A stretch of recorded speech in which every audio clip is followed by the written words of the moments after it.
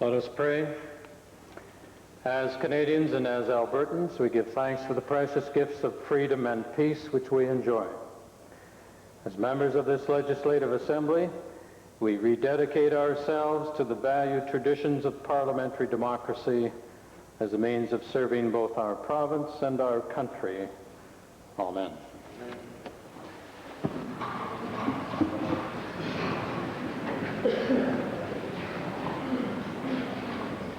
Introduction of visitors. Mr. Speaker, I am pleased to introduce to you Dr. Leon Bagramov, the Director for Canada in the Institute for the USA and Canada in the Academy of Sciences of the USSR. As you are aware, Alberta has strong interests in the Soviet Union, including our province's special relationship with the Russian Republic, and of course, close cultural ties with the Ukraine.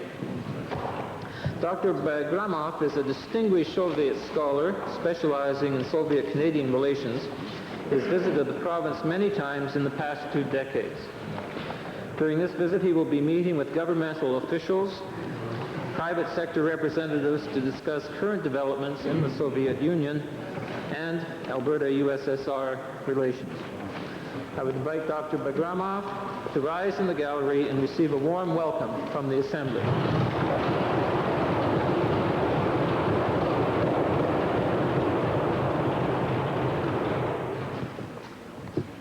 Presenting petitions. Reading and receiving petitions. Presenting reports by standing and special committees. Notices of motions. Introduction of bills. Tabling returns and reports. Minister of Agriculture. Mr. Speaker, I take pleasure today in tabling the annual report of Alberta Agriculture for the year 1989-90. I'm also filing the appropriate number of copies to the written question number 347. And I'd also like to file 2 studies done in connection with milk containers, one on their influence on flavor, riboflavin, and vitamin A stability, and the other on the impact on landfill sites. Minister of the Environment. Mr. Speaker, I would like to file with the Assembly the response to motion for return 240.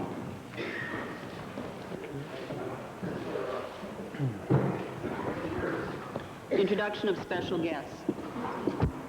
Minister of Labour, followed by the member for Redwater-Andrew. Thank you, Mr. Speaker. I take pleasure today in introducing to you and through you to the members of the Legislative Assembly 83 students from the A.E. Cross Junior High School in Calgary West. They are accompanied by their teachers Art Hansen, Ross Hodgson, Sue West, Marguerite Boisjoli, and Marie White. I'd ask everyone in the Assembly to give them the traditional warm welcome that we give to our special guests.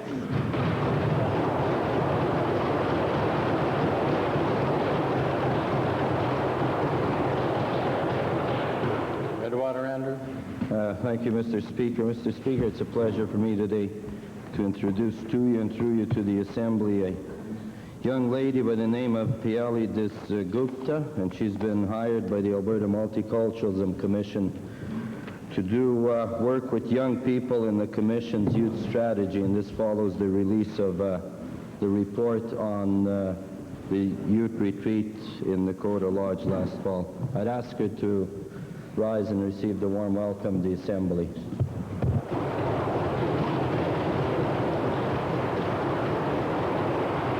Member for Highway. Thank you, Mr. Speaker. It's my pleasure today to introduce to you and through you to members of the Assembly the Deputy Mayor of Longview, Mr. Leonard Kirk. He's also the operator and manufacturer of fine Longview beef jerky.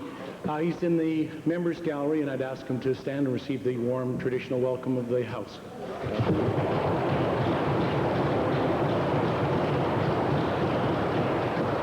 Vincent Kingsway, followed by Drumheller. Thank you, Mr. Speaker. It's my pleasure today to introduce to you and to members of the Assembly 14 students from the Adult Development Center in my riding. They're in the public gallery and they're accompanied by their teachers, Barb Foxall and Jan Harasco. I request that they stand and receive the warm welcome of the Assembly.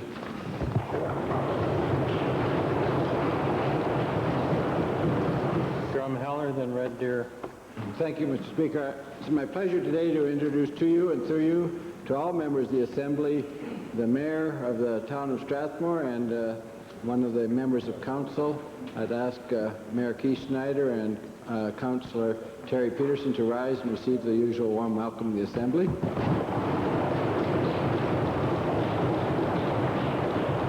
Red Deer North.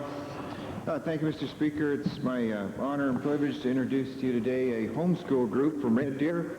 The students are Corey, Nancy, and Jeffrey Moore, accompanied by their teacher, who's also their mother, Pat Moore, and I ask them to stand and receive the warm welcome of the Assembly.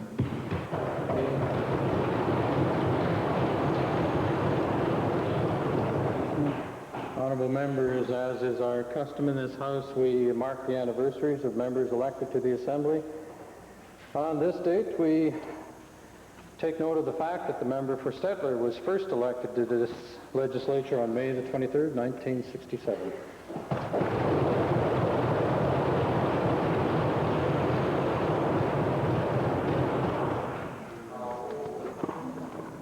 Ministerial statements. Oral question period. Leader of the Opposition.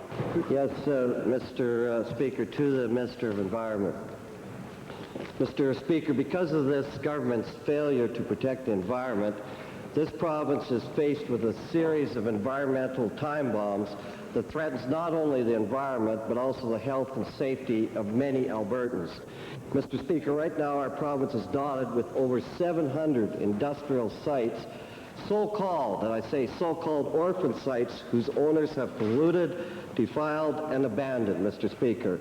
The consultant's reports to the minister's own department indicate that among these 700 sites, there are 13 which documented evidence tells us are leaching toxins into our rivers, lakes, and groundwater from badly contaminated soil. Mr. Speaker, these abandoned industrial garbage dumps are polluting our province now and threatening even more pollution in the future. My question to the minister, what is the government doing to make sure these sites are going to be cleaned up and cleaned up fast? Thank you, Mr. Speaker. For some years, the department has had in place a program called HELP, H-E-L-P, the acronym for Help End Land Pollution. And basically, this program has been extended just recently with the involvement now of the federal government to enter into a joint program with the provinces to identify these orphan sites and to put in place programs to address the problem. Now, we do know one thing, it's going to be very expensive, and we do know another thing, Mr. Speaker, is that nothing that this government or the government even before it or the government before that, nothing that they did contributed to this problem. These incidents and these situations have evolved through environmental carelessness, environmental ignorance 60, 70 years ago. And of course, we're having to pay the costs today. And basically what we're trying to do is to identify these sites, determine from an engineering and a scientific point of view what we can do to clean up these sites, and if it's going to take too much and it's going to require a concerted effort at this particular point, then what we will have to do is secure the site. Mr. Speaker, these are not all 60 or 70 years ago, Mr. Speaker. Some of these were abandoned by highly profitable corporations as late as 1982, and the minister should be well aware of that, Mr. Speaker. Well. I agree with him, it is costly. 11 investigations, 11 of the 13 priority sites indicate that they could cost up to $110 million. But because of this government's failure to get tough with companies who pollute, it will be the taxpayers who get stuck with this bill, Mr. Speaker. My question to the minister is simply this. Given that most of these abandoned sites were owned and operated by healthy and profit-making companies, companies like Dow Chemical, Shell Oil, and Gulf, will the minister tell Albertans why they have to pay for cleaning up instead of making the companies themselves pay for it? Indeed, they made handsome profits during this time, Mr. Speaker. Mr. Speaker, if we can find, if we can assess responsibility, if we can assess blame, then indeed that will be done. What we're dealing with here, Mr. Speaker, are orphan sites. Sites for which no blame, no responsibility can be attached. The case in point is the Canada creosote site on the banks of the Bow River. This is an old family operation about 60, 70 years ago. Through environmental ignorance, put the creosote on railway ties. It soaked into the ground. We do know that we have an environmental disaster there, and it was through the diligence of the Department of the Environment that this site was discovered, and we decided to take action. And that's precisely what is being done, and it's being done with all the other sites, Mr. Speaker. What we have demonstrated within this government is responsibility, is diligence, and a resolve to do something about the situation. Mr. Speaker, the only help program we need is help from this government to clean this mess up, Mr. Speaker. He says they don't know who it was. Well, Mr. Speaker, the North Star refinery in Grand Prairie was last owned by Shell Oil, the Purity 99 refinery near Black Diamond by Gulf Canada, Vermilion by Husky Oil. I could go through, and the minister knows full well who they are, Mr. Speaker, but he doesn't want to go at them. They're not orphans, Mr. Speaker. He knows full well, Mr. Speaker. My question, though, to the minister is this.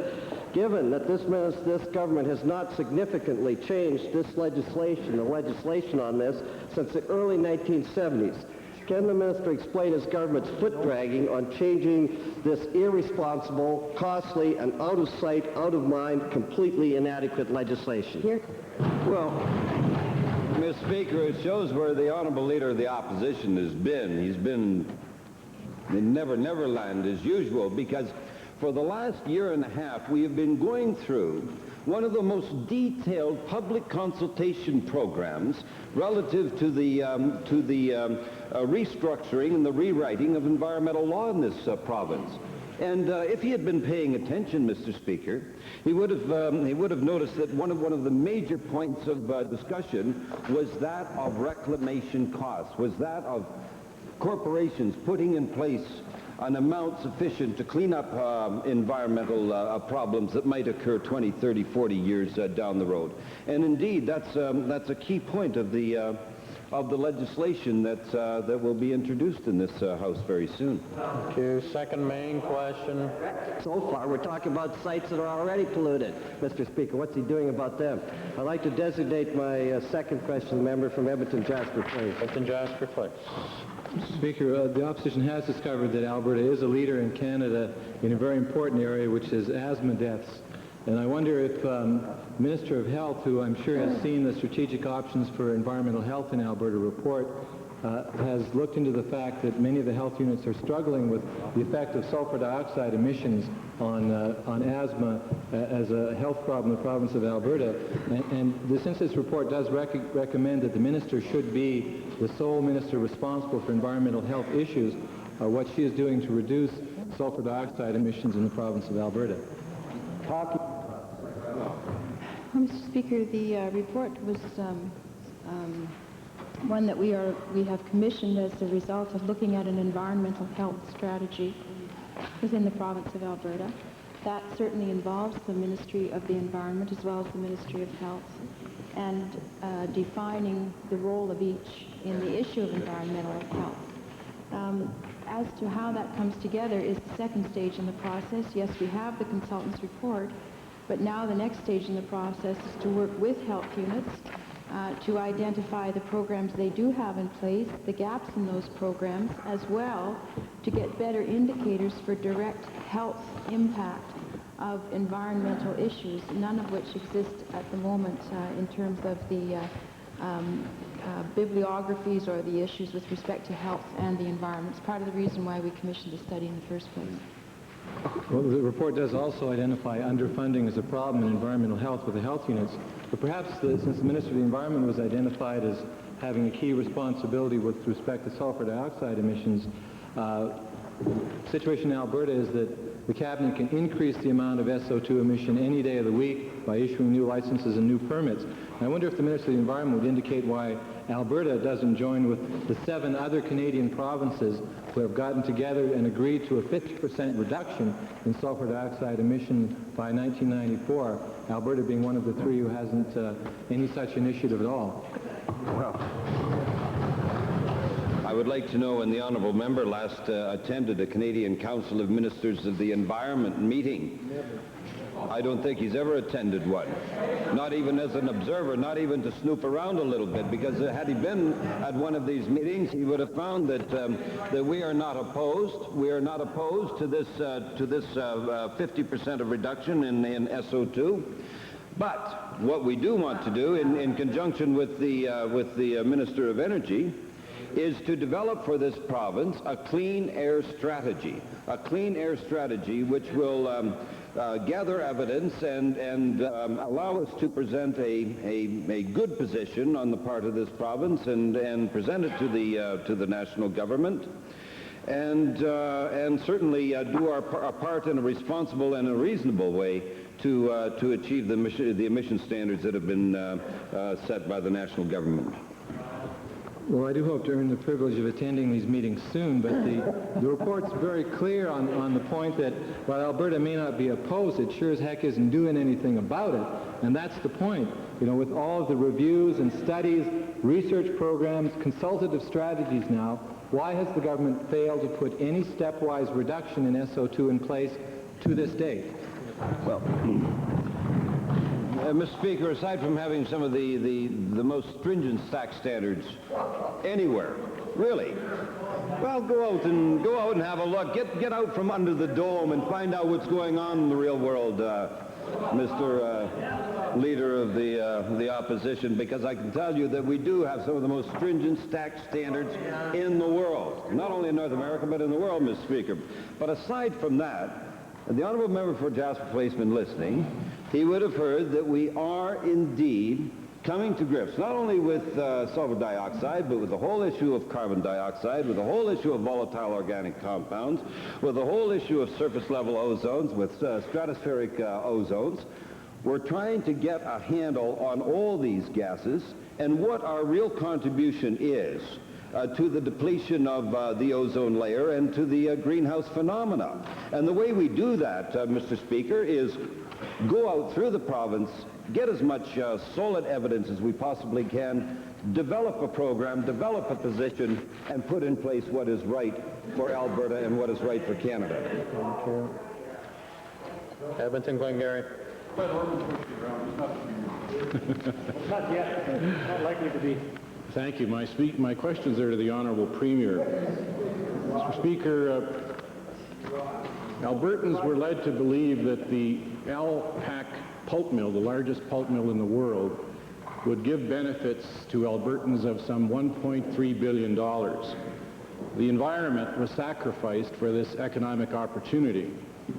We learn now that some $400 million in contracts have been awarded, and about half those contracts are going to corporations that are not in Alberta.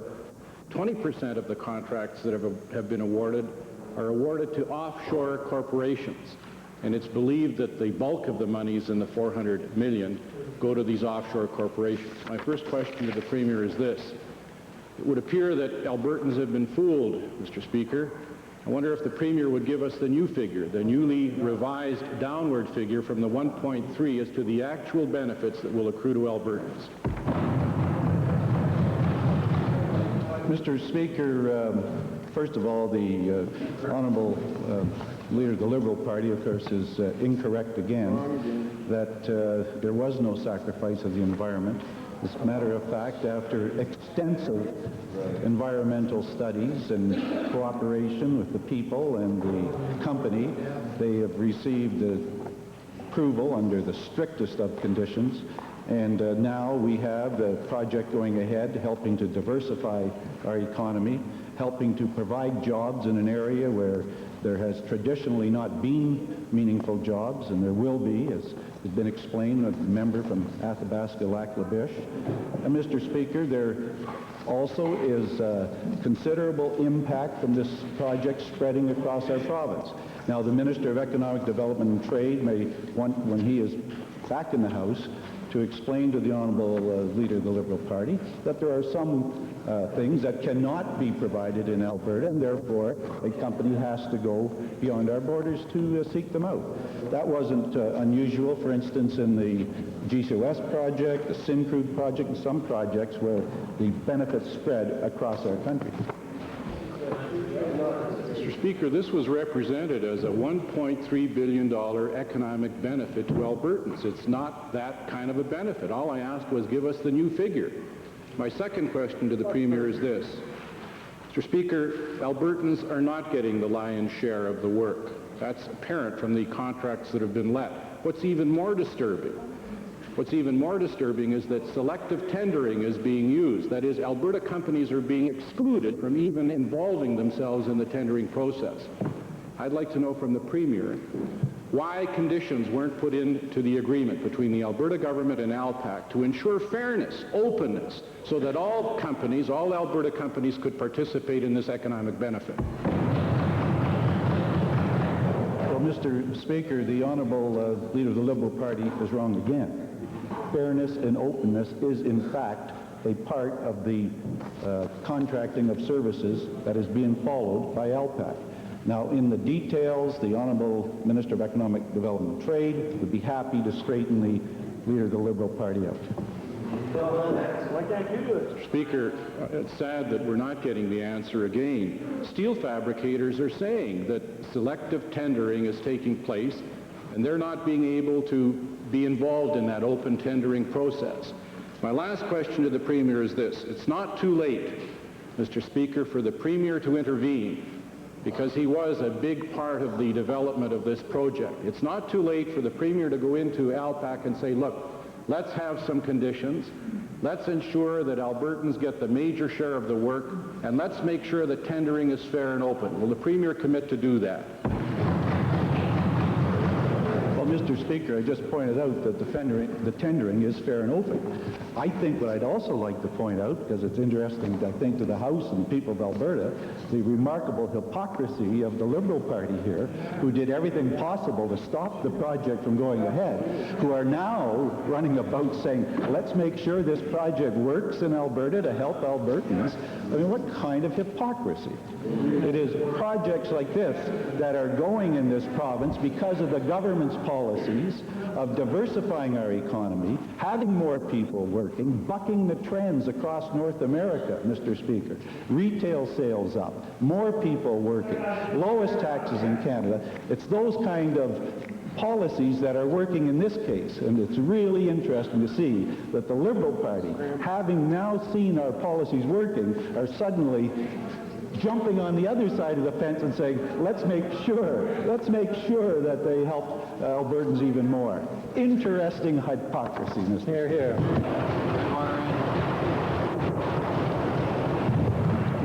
Thank you, Mr. Speaker. Mr. Speaker, my question today is to the Minister of Agriculture, and I'm very pleased to see that the Minister of Agriculture has filed several studies on the 4-liter plastic milk jug that was requested by the Agriculture and Rural Affairs Caucus. And Mr. Speaker, now that the results are known, can the Minister please tell us when he plans to make a recommendation to the Dairy Control Board, and if he could also tell us what this recommendation will be?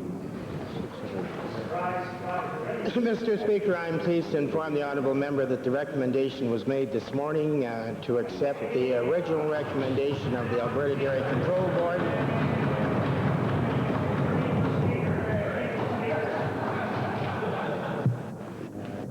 Perhaps the Minister would now like to continue. I think I've said sufficient. Thank you, Mr. Speaker. Supplementary to the Minister, I'm glad to see that the approval has been done, and I think it's great news not only to my constituency but all of the province, and I think that the minister, by allowing the marketplace realities to enter the dairy processing industry, is a step in the right direction. The question is, can the minister give us an idea of when consumers will be able to purchase milk in the 4-liter plastic jugs? That, Mr. Speaker, will depend entirely on the marketplace and the way in which the processors react to the decision. Edmonton Millwoods. Mr. Speaker, the program for older worker adjustment is a federal provincial program designed to assist workers over the age of 55 who have been the victims of major layoffs and are unlikely to obtain other employment. And despite the fact that Ottawa provides 70% of the funding for this program, with the province only having to pick up 30%, Alberta remains only one of 2 provinces that have not yet signed agreements with Ottawa to participate in this program. And so I'd like to ask the Minister of Career Development and Employment, who's responsible for this, since we know that the government doesn't care about seniors in this province, can he explain to us why this government is not entering into an agreement to help the older workers of this province who are affected by layoffs? Doesn't he care about them either? Mr. Speaker, if I may correct an inaccuracy reported by the honourable member, first of all, this government does care for seniors. And the seniors programs clearly indicate that. Unfortunately, the honourable member may be hard of hearing and not realize that as well. But Mr. Speaker, first of all, with regards to the older workers program, which the honourable member has referred to, yes, he's quite correct. It is a federal government program. But the province of Alberta assists and work very closely with the federal government in delivering the programs. I might add as well, we have our own internal programs and work very closely with that group in relation to helping them seek and retrain for entering the job market. Well, it's about time, Mr. Speaker. A lot of older workers in this province have been suffering with layoffs all over the province, and so I'd just like to ask, when can we get an exact commitment from this minister to participate in this program so that the benefits of it can be extended to those older workers in the province who are laid off and cannot find other employment? Give me a date, Mr. Minister. Well, Mr. Speaker, if I knew the date, I would give it to him. But I'm not prepared to make that commitment because I believe our programs are working effectively without any such agreement. And it is not my intent at this time, Mr. Speaker, to make any such commitment. But I would like to add, Mr. Speaker, that if the honourable member is aware of any individual case or circumstance that he is not or doesn't have a concern about, bring it to me personally and let us allow the opportunity to review it as well. Our door is always open, and I'm not trying to say that we're able to help everybody. Individuals have to help themselves as well. But I would indicate, Mr. Speaker, that we're prepared to work with any individual to try and help them as well. Calgary Buffalo. Thank you, Mr. Speaker. This is to the Minister of Public Works responsible for gambling.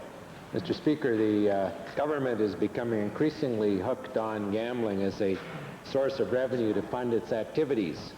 The minister in charge of gambling has now proposed an escalation in the kind and quality of gambling in Alberta to include video terminal gambling for poker and blackjack.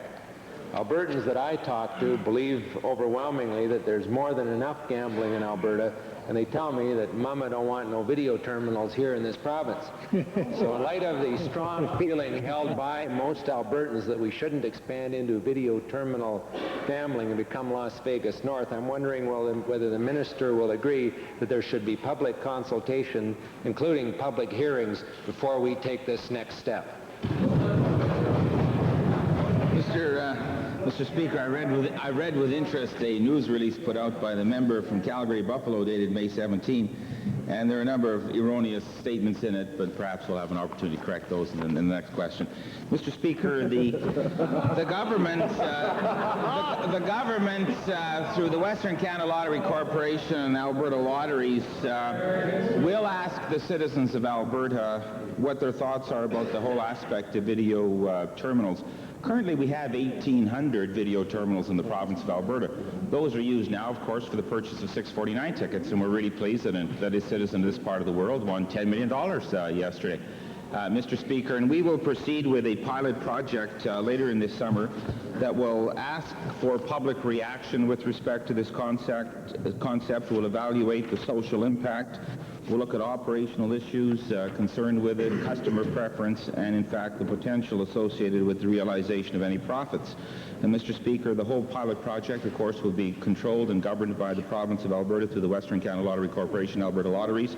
Adults only will be in a position to access the machines, not grocery stores such as in Liberal-dominated New Brunswick, Mr. Speaker. And whatever profits would be realized from this concept, Mr. Speaker, would flow towards the benefit of the citizens of the province of Alberta in the same way that all other lottery funds are redistributed back to the citizens of Alberta. And would you be accountable for it? Well, Mr. Speaker, to the Solicitor General, in light of the fact that we'll undoubtedly be seeing these machines in our bars very soon, and I'm wondering, since the Alberta Liquor Control Board now has a task force which is specifically examining gambling in bars, I'm wondering whether the Minister would tell the House about the process that is being followed to determine whether gambling machines will be allowed in bars in Alberta, and his position on that issue.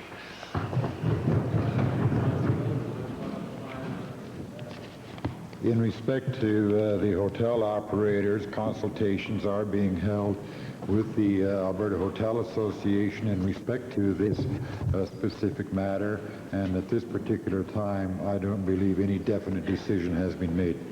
Calgary Glenmore. Thank you, Mr. Speaker. It has become very obvious that the healthcare system is changing at a very rampant pace. The people in Alberta are able to receive surgical treatment and diagnostic treatment on an outpatient basis.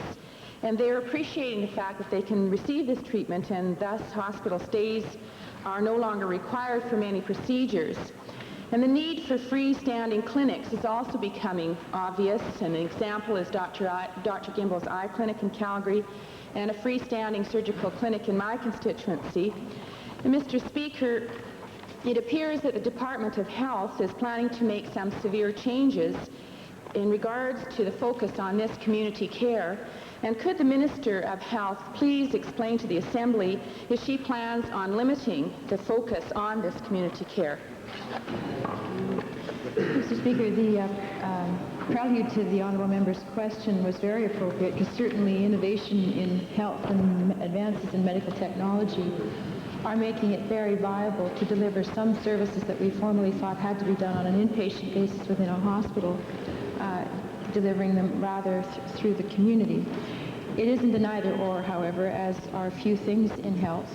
And striking the balance as to where to provide access to health services, whether on the institutional or the community side, is why I have launched a discussion with certainly stakeholder groups in both the institutional and the community setting to try and define what should be done where before proceeding further in this area. Mr. Speaker, the people of Alberta sincerely appreciate these freestanding clinics, and could the Minister explain if these facility fees will be dropped for all private clinics? Mr. Speaker, currently in those areas where the College of Physicians and Surgeons has deemed that a medical procedure can be done in a clinic, that clinic can then set up and has the right to charge a facility fee. If we were to move in the area of providing access to some services under the Canada Health Act in a community setting as opposed to a hospital setting, which is becoming a viable opportunity, and if it's safely provided, then if that access were provided under the Public Health Act in the community, there would not be a facility fee charged. However, finding that balance is precisely why we are out consulting with the groups. It may well be that we don't proceed in the area, but I think it's important that we look at understanding what services can be provided in the community, and if access is to be provided in the community, then obviously the facility fee wouldn't be charged for those particular services. Senator Calder. Thank you, Mr. Speaker. My questions are to the Minister of Family and Social Services. Mr. Speaker, no matter which way you look at it, many people who are working full-time in the province or on social assistance are living in poverty. The Edmonton Food Council Policy Council reported that many people run out of money to buy food because they spend such a high percentage of their income on shelter. Mr. Speaker, given that in Edmonton, even though the cost of housing has increased in the last 6 years by 16%, this government has only increased shelter rates to families by up to 5%, will the minister now admit that the high cost of shelter is one cause of hungry families and hungry children, and now increases shelter rates to match the increase in the true cost of shelter? Again, Mr. Speaker, I can only reiterate what I pointed out to the members opposite yesterday, and that's that we did just recently increase shelter rates. We just increased food allowances as high as 19% in the case of children.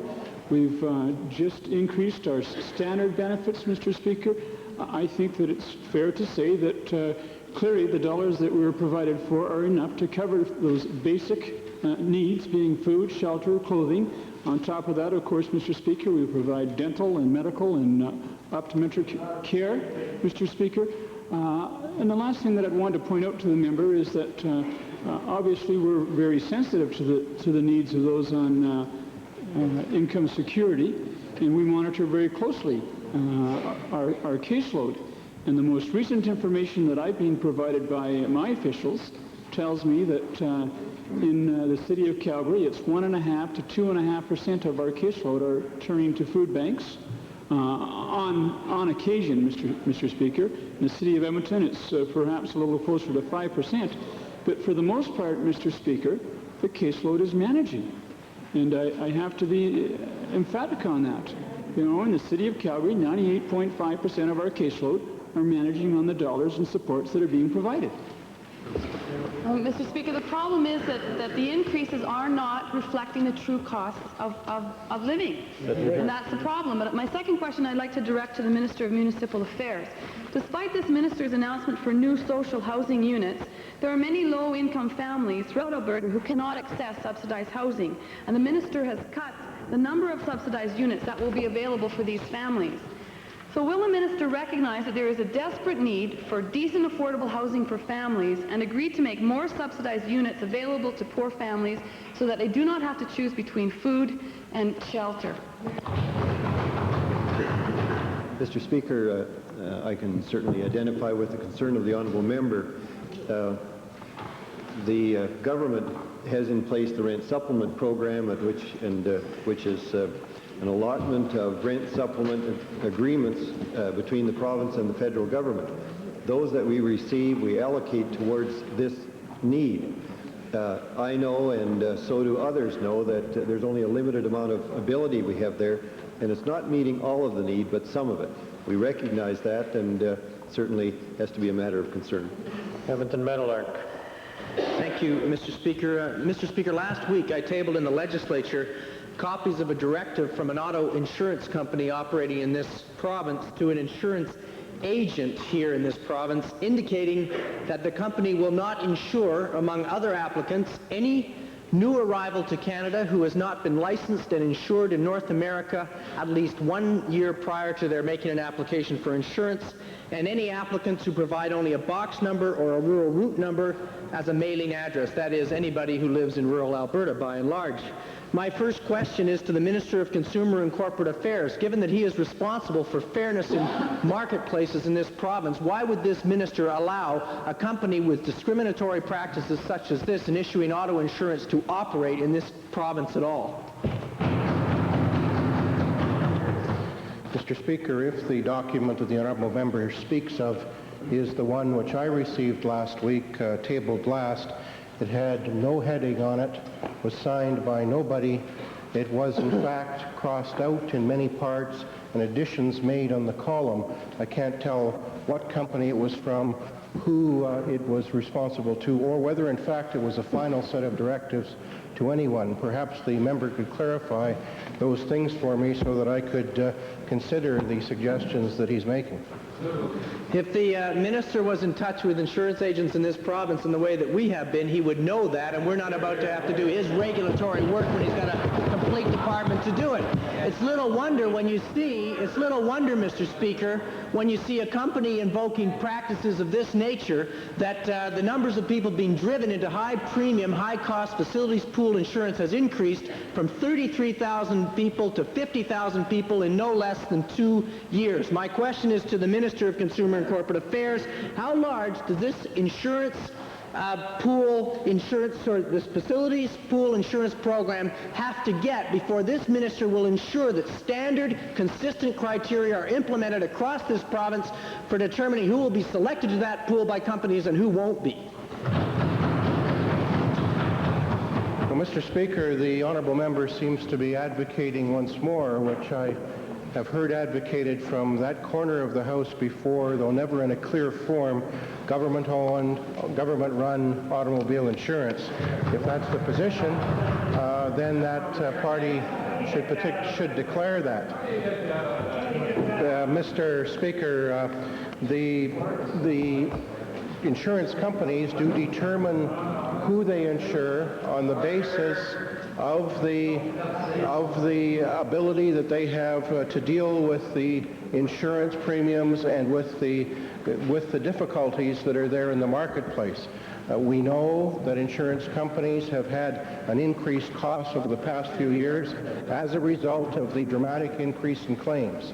That is a difficulty that we're going to have to deal with overall in terms of insurance in the province, and we're going to have to ensure that we do have a viable system for individuals who want to be insured and who want to do that on a reasonable premium basis, and for companies who need to operate in this province.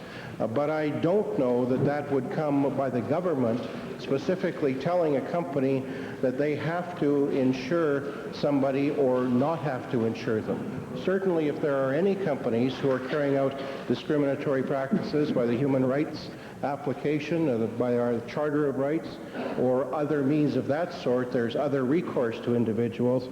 But the documentation the honourable member has shown thus far would not stand as a basis for any such accusation to any company. He also hasn't named or in otherwise dealt with where that came from. And I think, Speaker, that's only reasonable. Thank you. Grand Prairie. Thank you, Mr. Speaker. Last week, Mr. Speaker, there was an announcement of a treatment center in Edmonton here for the teens with special problems for substance abuse. So my question is to the chairperson of the Alberta Alcohol and Drug Abuse Commission, normally known in Alberta as ADAC. And my question is around the fact that the media reports indicate that this program is very unique. I was wondering if the ADAC has a plan to provide services of this type to people in rural Alberta, northern Alberta.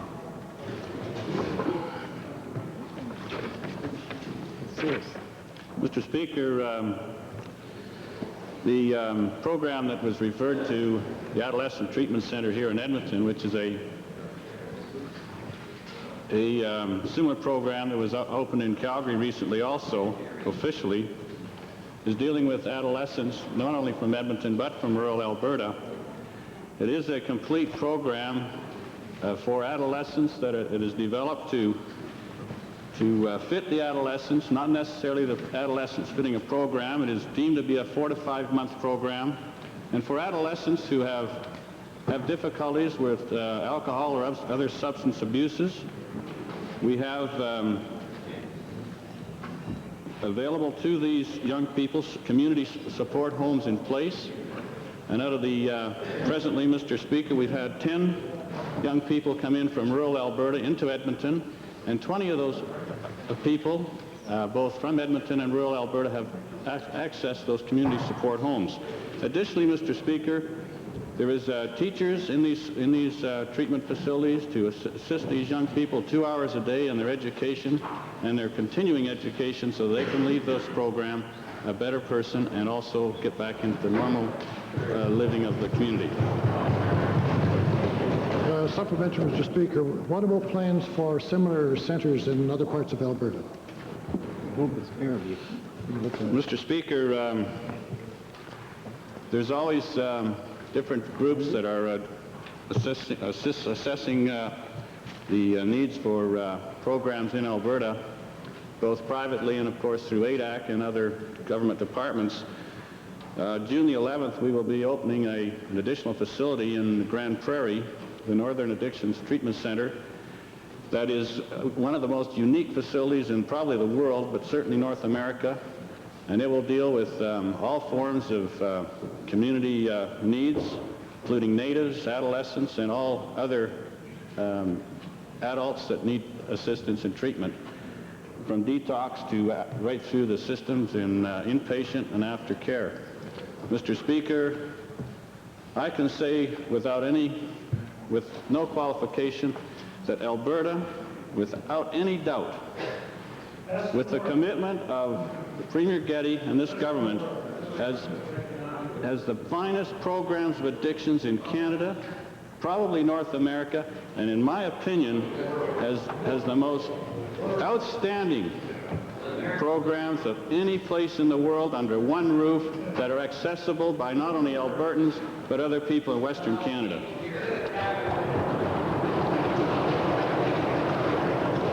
Strathcona. Thank you, Mr. Speaker. My question is for the Honourable Solicitor General. A recent hearing of the British Columbia Industrial Relations Council confirmed that Molson Alberta Brewery is importing beer into Alberta to replace production loss due to the strike at Calgary. This in direct conflict with the interprovincial agreements between the liquor boards that generally require beer to be produced in the province in which it is sold. Given that the major reason for this requirement is to provide and protect jobs in each province, does the minister not agree that it would be in the best interest of Albertans to have the loss of production from Molson's Calgary filled by other brewers within the province rather than brewers outside of Alberta? Mr. Speaker, that's great news to me, because within the past 3 weeks we had a direct request from the chairman of the Alberta Liquor Control Board to my office whether or not we would permit or agree with the import of beer by Molson's due to their strike. The request was categorically denied by my department. We are not in the strike-breaking business in this province, and if the Molson's people choose to be on strike, then they will not bring in beer from other provinces. How about some prosecution then, if that's happening? That's good news, Mr. Speaker. My second question is for the Minister of Labour. The interprovincial agreements do allow a brewery to import the equivalent of 10% of its production from outside of the province, provided that the brewery reciprocally exports 10% of its production. But even with this allowance, Molson's cannot realistically meet the demand. Given that if the strike lasts any significant length of time, it is extremely doubtful that Molson's can meet the demand and still meet the interprovincial guidelines. What measures does the Minister of Labour plan to take to ensure that the rules are complied with and that beer importation does not become a full-blown attempt to illegally break the strike? Mr. Speaker, the Solicitor General and I have had conversations on this subject, and I will rely on his 275 pounds of brawn and muscle to uphold the principle which he just enunciated a moment ago. Westlock Sturgeon. Thank you, Mr. Speaker. My question today is to the Minister of Environment, Mr. Speaker, who is becoming famous for his fuzzy letters and difficult environmental decisions and how he dances around the subject. Now, Mr. Speaker, about a month ago in this legislature, in the middle of April, the Minister of Environment's deputy wrote a letter to the Sturgeon MD Council about the time I raised it in the House about whether or not the council could build a road through Lily Lake. I read the letter, Mr. Speaker, and to me, I think maybe they says that they shouldn't build a road through the lake. However, the council looked at the letter and said, well, sure, we got permission to build it through the lake. So they passed the resolution which built $1 million road at 75% cost to the Alberta taxpayer. So what to build a road through Lily Lake. So what I want to ask the minister today, Mr. Speaker, is just what did he mean by that letter? Can they build a road through Lily Lake, or can they not build a road through Lily Lake? Mr. Speaker, I think the only thing fuzzy is the honourable member's thinking in this particular case. Mr. Speaker, an environmental impact assessment was done. The department, on the basis of the documents prepared, the public consultation relative to those documents, the deficiency reviews, and so on, determined that it wouldn't be in the best interests of the environment, and certainly not Lily Lake, for the road to go through. That was communicated to the county, and basically, if they decide to proceed, there are a lot of hoops to go through relative to the permits and so on that will be required. And if we have concerns, those concerns will be expressed very forcefully, and when it comes time to make a decision on the issuance of those permits.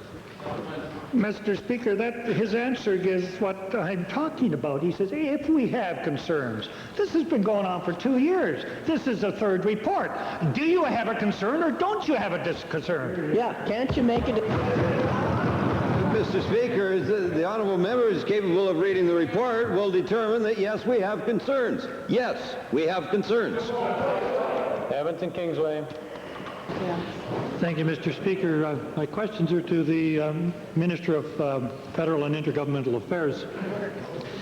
George Bush and his sidekick, Me Too Mulrooney, have conned a lot of North Americans into believing, including this government, that we need a North American free trade agreement because it said Europe is going to integrate in 1992.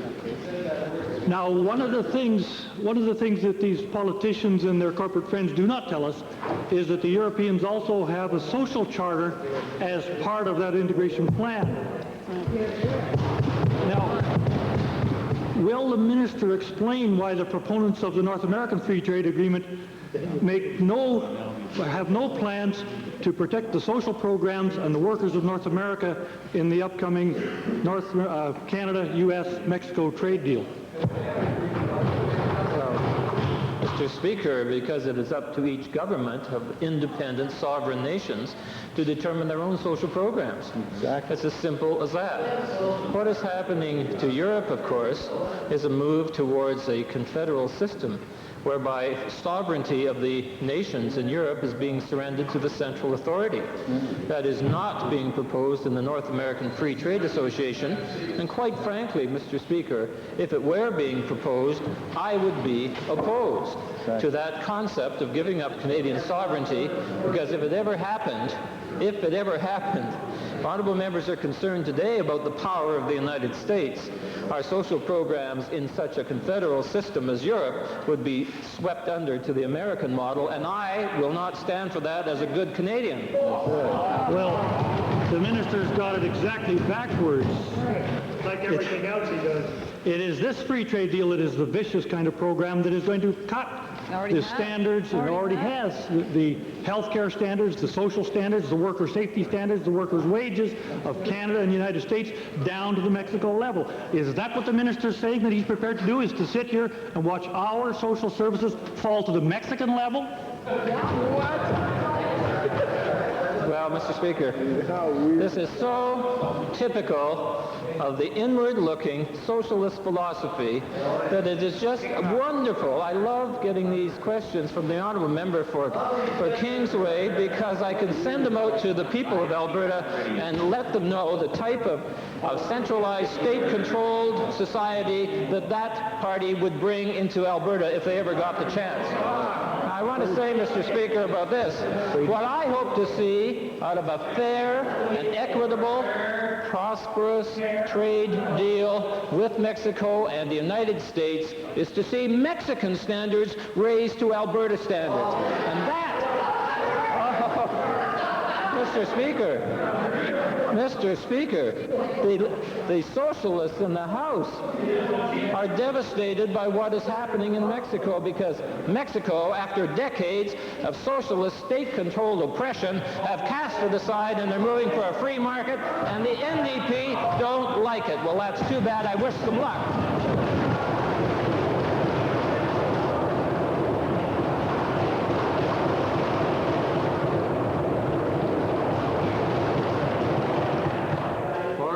day, might we revert to the introduction of special guests? Hold it, hold it.